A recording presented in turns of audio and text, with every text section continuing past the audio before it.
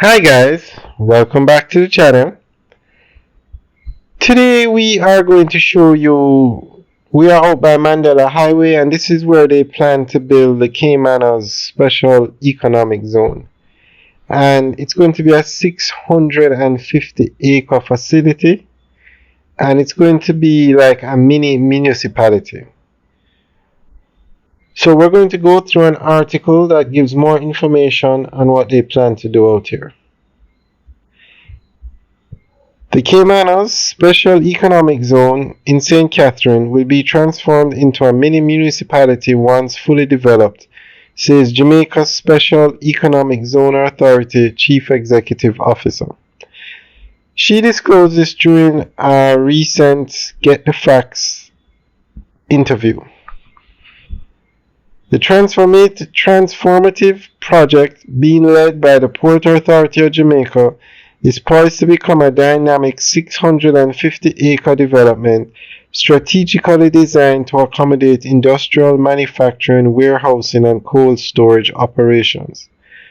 With a vision to establish a vibrant mini-municipality, the SEZ will seamlessly integrate commercial and residential spaces, ensuring round-the-clock activity to support a thriving ecosystem. Mrs. Hamilton stated that the main aim is to create a space where there is activity happening right throughout the day and night to support the whole ecosystem and to really maximize the 650 acres where we intend to drive transformation in Jamaica. Regarding warehousing solutions that the space will provide, she said there is increasing demand for this provision locally and internationally from companies that want to take advantage of the opportunity for nearshoring in Jamaica.